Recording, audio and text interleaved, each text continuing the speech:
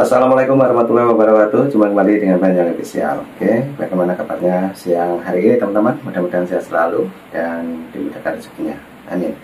Dan untuk kali ini kita mau nonton lagi video tentang Pak Hasto dan tentang Harun Masiku, yang dimana untuk video kali ini membahas penuh ya tentang PDIP dan terkait tahanan KPK yaitu Pak Hasto. Oke, untuk videonya kita siapkan dulu dan langsung kita tonton teman-teman. Dan mungkin yang mau berkomentar silahkan tulis di komentar saya. Lanjut ke videonya, kita play. Ya berbeda sedikit ya. Jangan-jangan bener ada. Jangan-jangan ya kan. Tapi yang mana dulu dan kapan? Saya khawatir jangan-jangan ada kaitan dengan politik yang membuat 2020 nggak naik penyidikan. Aduh, ini jurang bang, jurang. Karena memang 2020 tidak naik ke penyidikan. Kasus ini maksudnya belum dipersidangkan ya? Belum dinaikkan ke sidang. Naik penyidikan. Naik penyidikan. Oke, baik. Jadi ketika bicara terkait dengan kasus Harun Masiku, suap yang di OTT itu waktu itu, kan sebetulnya penyidik waktu itu membincangkan dalam forum expose, yang dibincangkan bukan hanya kasus Harun Masiku, tapi juga kaitan dengan Hasto. Itu sudah dibicarakan 2020. Tapi kemudian waktu itu ini informasinya Firly Bahuri nggak suka dengan itu. Memang Firly Bahuri waktu itu dominan ya, sebagai pimpinan dia dominan. Wah, itu pertanyaan Abang Hasto salah satunya ya? Iya. Yang belum dijawab sama dia? Iya. Dia hanya berani menjawab ya? Iya. Karena memang setahu saya Firly itu cukup dekat dengan Hasto. Setahu saya dari cerita-cerita. Jadi kalau dibilang politik, jangan-jangan faktor politik juga yang membuat Firly Bahuri kemudian tidak menaikkan saat itu. Tapi ketika faktanya jelas, faktanya ada, buktinya ada, sekarang naik, itu bilang itu politik lah. Sekarang yang politik yang mana nih? 2020 apa yang 2025 nih? Siapakah yang berpolitik? Ya, itu menjadi persoalan yang juga, menyebabkan kasus ini tertunda-tunda cukup lama. Tapi terlepas dari itu, justru dengan dibuka di fakta persidangan, itu semua kan terang. Karena apa? Sidangnya terbuka, pembuktiannya akan dibelejetin semua satu-satu tuh. Ya kan, akan dilihat apa sih yang sebetulnya dituduhkan itu benar apa enggak. Yang dibilang katanya ada perintah untuk merendam handphone, betul apa enggak? Katanya ada apa namanya itu kaitan dengan pemberian suap, betul apa enggak? Atau jangan-jangan dalam persidangan nanti justru akan dibuka lebih jauh lagi tentang apakah ada benar dugaan ada kaitan kasus di balik suap itu. Nah, ini yang lebih menarik. Ya, kita pengen nunggu itu. Intinya kan istilahnya menuduh Pak Jokowi itu adalah dalang di balik revisi Undang-Undang KPK. Padahal kita tahu ya, dia terlibat juga semua, gitu kan, nggak usah cuci tangan lah. Iya. Akhirnya bukan hanya Pak Jokowi. Ya kan. Nah, kembali lagi kepada permasalahan Hasto ini kan, ya saya pikir kemarin kan juga diserang, kenapa penyidik buru-buru gitu kan, melimpah. Ya saya pikir nggak ada yang namanya buru-buru ya. Kalau buru-buru kan malah merugikan penyidik. Ya buru-buru malah merugikan jaksa penuntut umum yang akan bersidang. Ya buru-buru malah menguntungkan Hasto. Wah, ini berkasnya belum lengkap, ini berkasnya banyak bolongnya. Ya kan, kenapa sih? Ini kan tadi walaupun ketika tuduhan-tuduhan ke penyidik ya emang oke lah, penyidik begini-gini. Tetapi ingat, penyidik kan juga ada yang mensupervisi, itu jaksa. Kan penyidik nggak bertarung di pengadilan. Ya jaksa itu kan bukan sekedar dia hanya menerima makanan jadi ya. Tapi kan kalau di KPK kita tahu sendiri dari awal dia sudah memberikan petunjuk-petunjuk ya, sudah koordinasi dengan penyidik ya, apa aja yang bolong-bolong. Sehingga kemudian ketika jaksa mengatakan ini sudah lengkap dan mereka siap untuk menyidangkan, artinya bukti-bukti sudah kuat, unsur-unsur semua sudah terpenuhi dan yakin ya untuk bertarung di sidang. Karena bagi saya kalau memang Hasto berani ya bertarungnya di sidang gitu kan. Dan tadi sudah dikatakan menambah jumlah pengacara kan nggak masalah. Jokowi menyampaikan ada sekitar 9 orang dari PDI Perjuangan yang menjadi target dari pihak kepolisian dan KPK. Saya itu udah diem loh ya. Difitnah saya diem, dicela saya diem, dijelekan saya diem, dimaki-maki saya diem. Saya ngalah terus loh. Tapi ada batasnya. PDI Perjuangan tidak sedang membela koruptor. Kasus Mas Hasto jelas adalah kasus politisasi hukum, kriminalisasi jahat. Belum pernah Pak Jokowi itu segera semacam ini gitu. Reaksinya begini gitu ya? Reaksinya seperti ini gitu. Oke. Ini berarti ya sudah klimaksnya gitu loh. Karena sepengetahuan saya tidak ada yang namanya presiden ini diuak-uak ya, dicaci maki lah, dihina dan sebagainya itu seperti mantan Presiden Jokowi ini gitu loh. Dan ini sampai sekarang pun masih seperti itu ya. Ya kalau kita lihat pernyataan-pernyataan yang dilontarkan oleh saudara Deddy Sitorus itu tanggal 14 Desember ada yang datang utusan khusus dan kemudian sudah dijawab oleh Pak Jokowi, siapa itu? Tolong dibuka gitu loh. Ini selalu membuat suatu kegaduhan di negeri ini. Apakah ini mau pengalihan isu dari sekjen beliau yang sekarang menjadi menghadapi pengadilan, Mas Hasto itu gitu loh. Sekarang kan dia bukan presiden lagi, rakyat biasa gitu. Kita kalau sudah rakyat biasa nih, oke lah kalau diri kita nggak apa-apa. Kalau terus keluarga kita diuak-uak gitu, difitnah seperti itu, pasti akan timbul lah sebagai kepala keluarga itu merasa kita ini, wah ini kenapa seperti ini? Saya kan sudah tidak lagi sebagai presiden kok masih seperti gini gitu.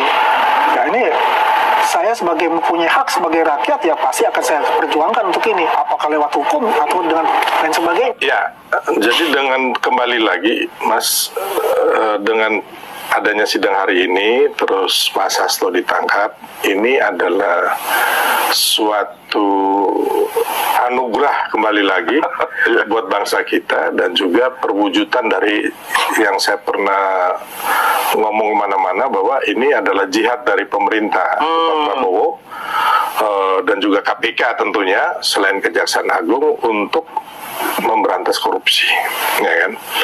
Dan di sini kita lihat bahwa dengan ditolaknya gugatan pra-peradilan Hasto dari yang pertama sampai yang kedua ini, bahwa benar-benar kemarin apa yang mereka lakukan dengan membuat framing, terus demo, terus bikin gerakan-gerakan seolah ada kriminalisasi atau politisasi dari kasus Hasto ini adalah tidak benar, termasuk video-video yang disimpan di Rusia itu kan Mas, yang sampai hari ini ya kan kayaknya saya udah malas Mas gitu. Mas juga kayaknya udah malas kan nunggu Ya kan. soalnya kan Bu Kony tampil lagi di acaranya Akbar Faisal kan. Ya. Jadi lah ini kok masih mengklaim punya dokumen-dokumen.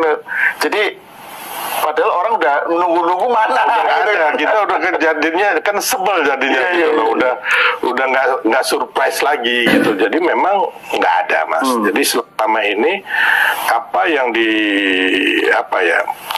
diopinikan sama terus difitnah oleh teman-teman Partai Merah ya kan, itu kan nggak benar semua Mas gitu loh. Dan kita lihat kedepannya biar aja masyarakat menilai dengan pengadilan yang ini tentunya pengadilan terbuka ya, kita bisa melihat. Dan saya yakin bahwa pihak KPK sudah memiliki cukup banyak bukti sehingga bisa menjerat saudara Hasto ini Mas, karena kalau kan mereka kemarin juga masih yang awalnya kan yang setelah putusan digugurkan yang kedua ini Mas, yang pra-peradilan peradilan ya itu menarik, itu mungkin bisa diuraikan juga ya, itu, Bung. jadi peradilan gugatan pertama itu teman-teman dari penasihat hukumnya Hasto ini mengajukan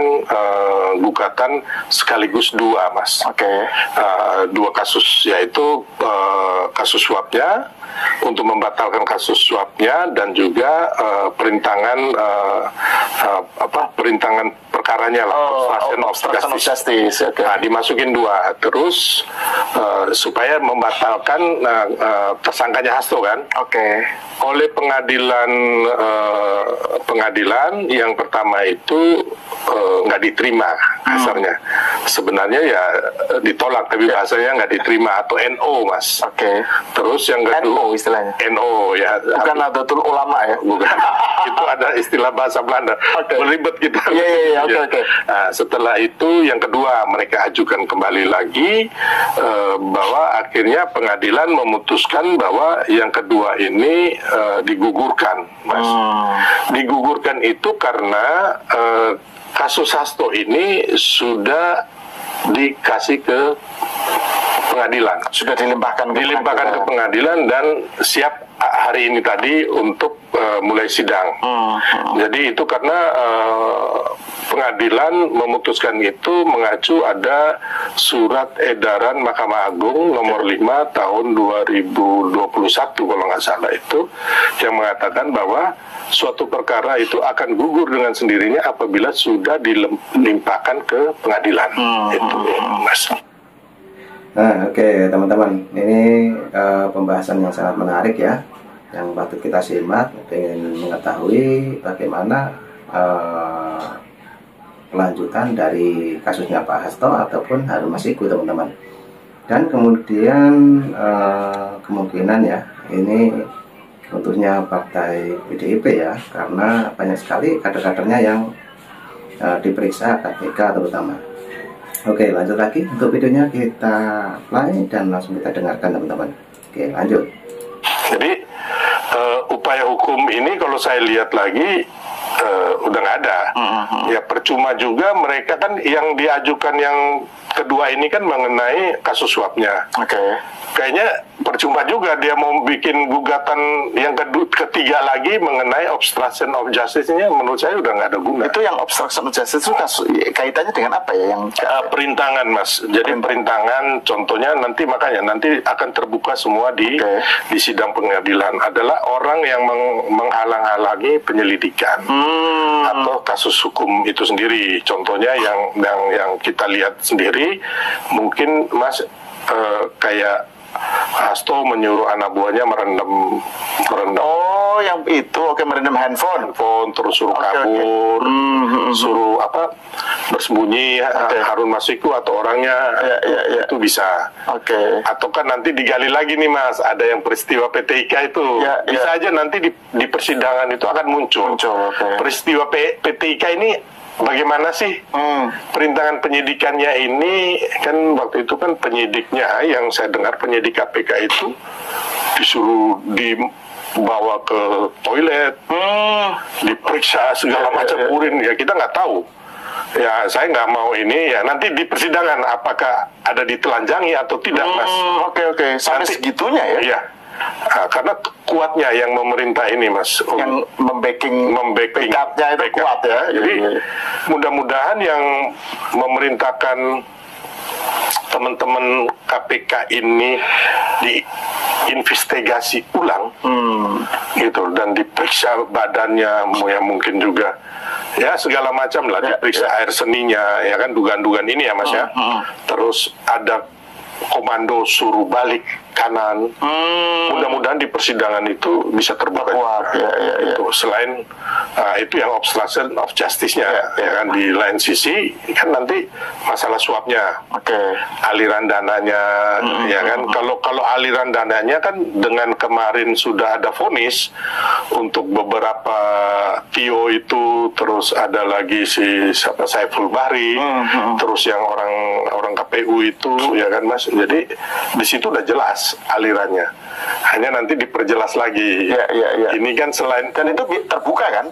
Pengadilannya kan biasanya terbuka, maksudnya bisa diikuti oleh publik ya. Nah, jadi kalau mau dibuka lagi, Mas, nantinya kira-kira Hasto ini atau teman-teman Partai Merah ini kenapa ngotot untuk menjadikan Harun Masiku menjadi dewan? Di belakangnya nih apa nih? Itu bisa terkuak di pengadilan ya? Ya bisa saja terkuak gitu loh. Kalau memang jaksa. Kok bisa orang dengan nomor 6, nomor urut 6 di dalam caleg gitu ya? Tiba-tiba ada apa? Gitu. Ada kekuatan di apa kekuatan yang membuat si Harun Masiku itu dipaksakan untuk naik ke menggantikan si adiknya Taufik Kemas gitu ya. Jadi yang makanya nanti di situ kan kelihatan, Mas, apakah uang itu hanya dari Harun Masiku atau dari pihak lain juga. Pihak lain ini siapa? Waduh, ini jadi seru drama tersendiri nanti. Jadi dari situ kan bisa terkuak bahwa yang memberikan uang ini maksudnya apa nih di belakangnya ini? Untuk apa? Apakah ada kasus-kasus lebih besar lagi, ya kan? Yang supaya gini, Mas, Harun Masiku ini kan diindikasikan, ditengaraikan adalah orang kepercayaan atau kerabat dari salah satu petinggi MA. Ya, kira-kira begitulah ceritanya, Mas, ya kan? Yang kita juga sudah hampir semua orang tahu. Nah, kenapa pihak Hasto ini ngotot harus jadiin? Ada apa ini? Ya kan? Berarti kan ada kasus-kasus lain yang lebih besar dari itu, yang untuk menyenangkan ya petinggi itu sama Harun Masiku tentunya. Dan itu berpotensi untuk terkuat nanti. Iya, jadi nanti ada mungkin di belakang itu kan ada sambung, kan orang kan ngomong wah itu hanya uang nggak sampai berapa miliar gitu kan. Ya memang benar sih gitu, tapi kan indikasi dampaknya buat rakyat kan juga bahwa ini kan memporak-porandakan gitu loh, yang saya bilang tadi. Makanya kayak partai terbuka itu kan penting itu, Mas, yang idenya Pak Jokowi yang diambil PSI itu kan. Sehingga ini juga bukan hanya masalah sekedar itu. Di belakangnya kasus Harun Masiku ini ada kasus yang lebih besar lagi sebenarnya. Menurut saya Bu Mega ini adalah ibu bangsa, ya, ibu pemersatu bangsa kita, dan juga seorang negarawan. Ya, harusnya kan memang mendukung pemberantasan korupsi dan juga mendukung tegaknya keadilan di Indonesia.